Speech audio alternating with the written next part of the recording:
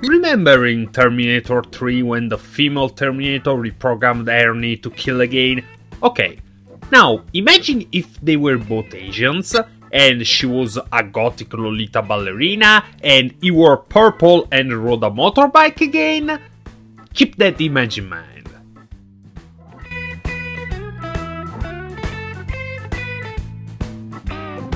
Episode 16 opens with a stakeout. Again, Shinosuke and Detective Misaki from the 2nd Division, who I shall dub WOW for the duration of this review, are following an entrepreneur around, believing him to be a road mute. And 30 seconds later, we find out he is. This guy is the road mute equivalent of Monsieur Verdeau. You know, the Chaplin movie? Guy who seduced and tricked women into leaving him their money before killing them? Go watch some movies. Anyway, he does that, only instead of killing, he leaves them in a comatose state for a few days before they wake up acting like your average One Directioner, I guess.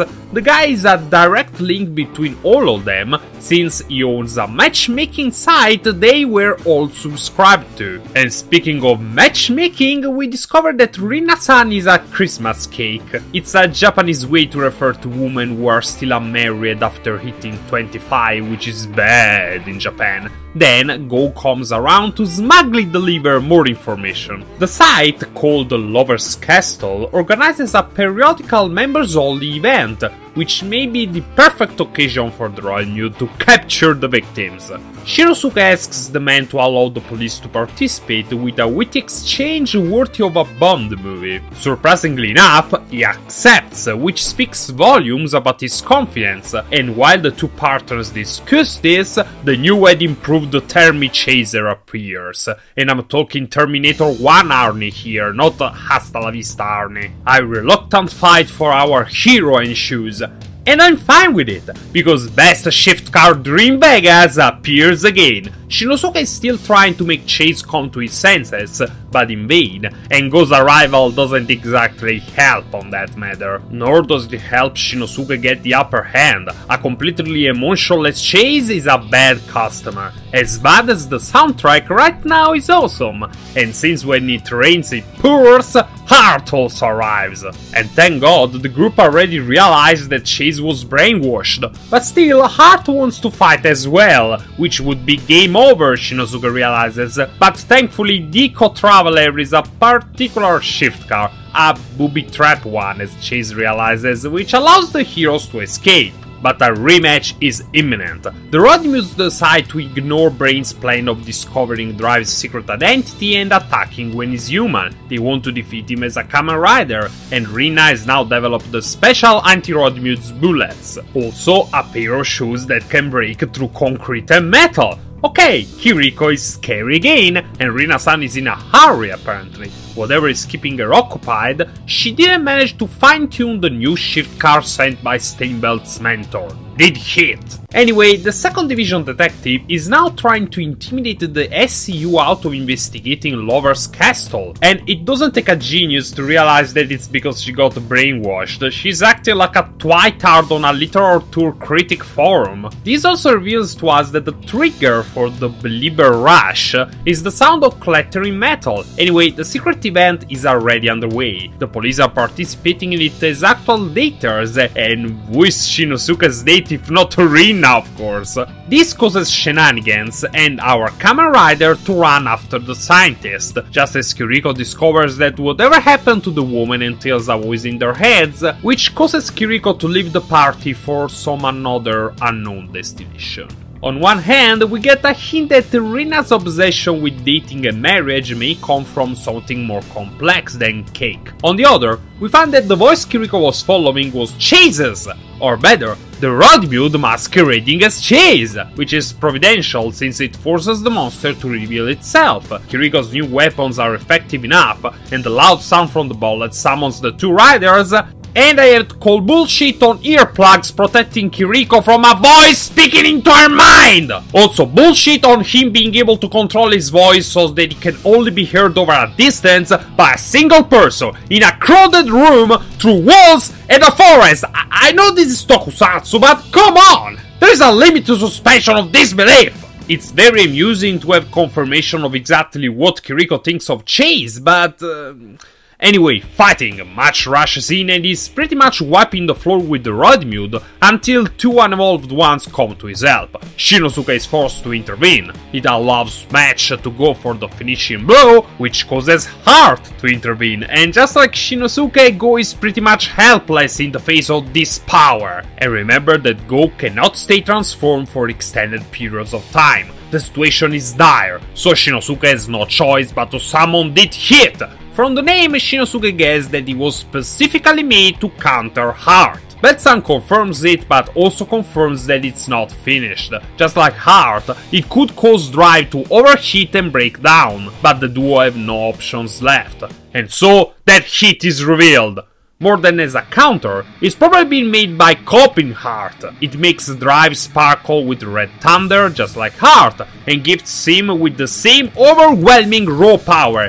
And I had to admit, looks fucking awesome on screen. Chuck this up to another curse on Toei and YouTube, guys. The fight ends with the two unevolved Rodmudes dead and the other and Heart out of commission, but sadly Shinosuke wasn't fast enough to avoid entering the dead zone, which means that he can't control his actions anymore. His body just wants to kill John Connor, you know what I mean. And while getting away, Rina-san accidentally falls under the spell of the Romeo Youth, and in episode 17 we begin with Match stopping Shinosuke like Chase stopped Heart, with a finishing move. It thankfully works, and everyone's got something out of the exchange, including Heart, since finding someone who can match his power made him ecstatic. As the heroes leave the battleground, they happen upon Rina and the transformed Rodmude. They don't recognize him right off the bat, and he manages to get away by charming the scientist. In the next scene, she's chained to a chair instead of in the hospital like the other victims, because comedy! Although Shinosuke brought up an interesting point while Kiriko lets Rina go after she attacked them because... Anyway, if the Rodmude appears to everyone as their ideal partner but looked the same to everyone when they found him with Rina, he was copying someone else, without ever laying eyes on him. They want to ask Rina more questions, of course, but she ran? What a surprise! Switch to the Enforcers, Brain is eavesdropping with nothing to hide behind on a conversation between Heart and Medic. We discovered that what they did to Chase wasn't trying to erase his memories like Brain did. That's impossible. What Medic did was alter his primary directive. Instead of John Connor, he will now protect Rodmude. You know what I mean, which also means he won't be the Shinigami anymore, just a strong ally. Still pretty efficient, which causes Brain to go even greener in envy? What the hell is that about? Back at the SCU, the heroes decide to split up. Go will look for Rina with the shift cars, Kiriko and Shinosuke will investigate the person copied by the Rodmude, who Mac finds when he finds Rina but can't finish him because of Chase this time. The battle ends in a draw, and then... Hell's Angel arrives into the Drive cave on a sidecar?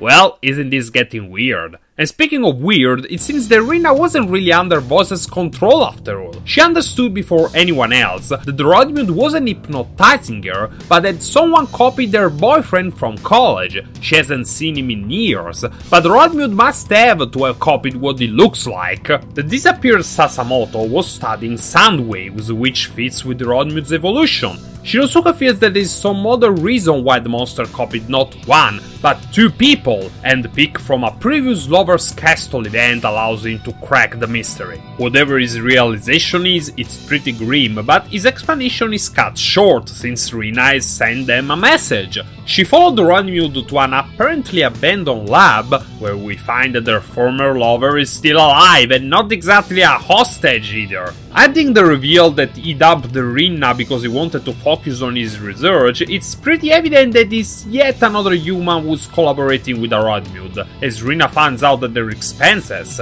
she came there to save Kikun, but Kikun is not going anywhere. Fortunately, Shinosuke and Kiriko arrive on time, clued in by the picture. In it, Go accidentally photographed both disguises of the monster, which is of course impossible. On top of that, the mind control research existed before the Rodmud killed and replaced the Magi. The matchmaker and Sasamoto were working on it already, the monster just hijacked the control of it. With the reveals all done, Shinosuke decides to prioritize escape to bring their captive and Rina out of arm's range. They find their road blocked by two more Rodmuds, but Mac is on the scene as well. The distraction allows Kiriko and the two ex-lovers to get away, but it also leaves the two riders with carte blanche for another ass-kicking! If it wasn't that somehow every single hypnotized victim of boys managed to get away from where they were, managed to reach the battle all at the same time, and just in time to save boys from a horrible death. The coincidences, guys! They're piling up! But when all seems lost, who intervenes if not Dead Heat and the hairy biker, who is revealed to be none other than Professor Harley. Dead Heat is ready for use, and this time it's Ghost turn at will. Well handled. After a commercial break, the girls somehow were convinced to get out of his way. How? When? What happened? This makes no fucking sense. Yes, the scene's cool. Scratch that, very cool, but how did you get all those girls out of the way? Okay, they're all focusing on Shinosuke, but why? They were split pretty evenly just a minute before and... Oh, come on, where the hell did they all find explosive with chest straps? This is ridiculous! Useless too, since Mac kills him not even 30 seconds later! What the hell were they smoking while writing this episode? Also, why do I have the feeling that Kiriko kicking people is going to be a new slapstick routine? We then have a pathetic appeal to Rina's feelings from the arrested Sasamoto. The female scientist, though, has finally let go of the villainous man, not without suffering for it of course. Good thing Harley is a pretty good shoulder to cry on, I think. The episode ends with him leaving after giving Rina something that he wants her and Belt-san to share. Whatever it is, we're not allowed to know yet. I doubt it's simply chocolates.